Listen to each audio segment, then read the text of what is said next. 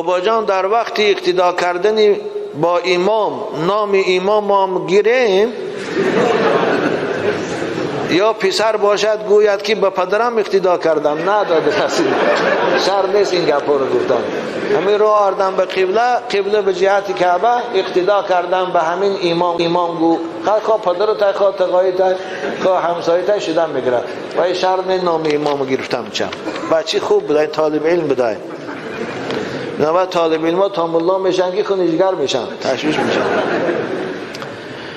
بابا جان بعضی جاها دا شخصان گوش و دم سگ را میبرند، آیا این گناه نیست؟ نه اگر عرف باشد و فایده داشته باشد بریدنش باکی نداره، زیرا که گوشی دراز بعضی وقتها سبب آزار همون سگ میشه، دیگه سگا میخواین میکنن شه از میشد شاید به خاطر همین کوتاه میکنن که یگان سگ دیگر گوش نکند و نخواید.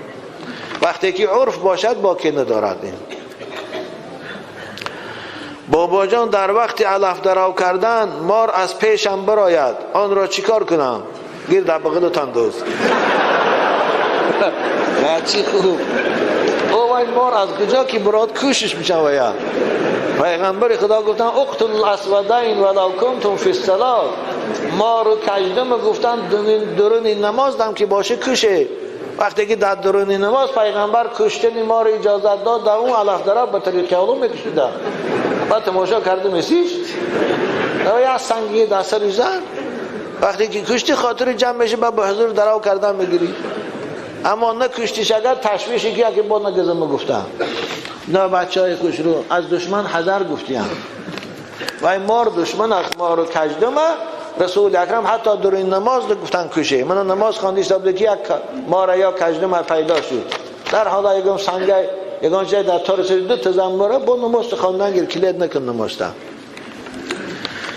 خب این بچی خوب بوده یگم چند این 16 سوال نوشته این همین وقتی ما رو توشا هم میگیر غیرین.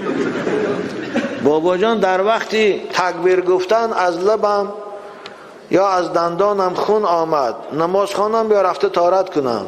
البته رو طهارت کنم چون وقت خون کی بنواد طهارت میشه کنه با او دیگه نماز رو طهارت کن، اما تکبیر گفتگی میشه بعد یا نماز تخون.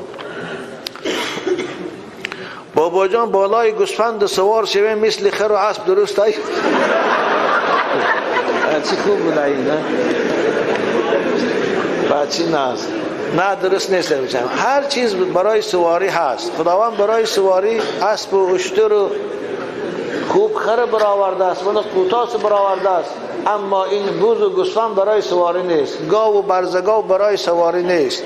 حالا یک زمانهای قدیم یک آدم برزگاو سوار شده بوده است، میگه خداوند برزگاو به زبان حال این حدیث صحیح است به زبان در آور روش گردم به سوی صحابی گفت که ای انی لم اخلق من خدا برای سواری نآفریدم، من برای جفت کرده دستم نه برای سوار شدن. از همین سبب اینها رو سوار شدنشان خوب نیست. میچن هر مخلوق خداوند برای یک چیزی آفریده است، یک خدمتی میکنه. دو ریشه درخت به زیر حاجت خانه رفته باشد میوهش حلال است یا نه؟ آره حلال است. ریشه درخت چون به حاجت خانه رفته است یا که از حاجت خانه پیشاب نجاستش آبش میبرد میره درونی پالیز ده پمیدار بادرینگ ده، همون حاصلش درست است یا نه؟ درست است. او هیچ کراهت نداره. که خان گفتن بابا نیتی غسل را نخوانده به همراهی زن آبازی کنی درست است یا نه؟ آره درست است. چون همین یه جایی که قطعی زنت آبازی کنی حمام درام بدی هوا خودش نیت حسابه. نیتی غسلی که من در کتاب ها است و فرض عین چالموی خواندن شر نیست. میچم نوایت ان اغتسل غسلا من الجنابه رفعا والحدث است. این اولش که این هیچ که نمیدونه، هم الله هم درست خواندهش نمیتونه. اینا آخه همین دوری حمام با نیتی آبازی میخیزی سحری که همیشه من جنوب شدم همسرم که علاقه جنسی کنم خیزم آبازی کنم از جنابت پا، همین خودش نیت میشم. کمپیر قدیم درا پشتکات وای مال تو پشتای وای ما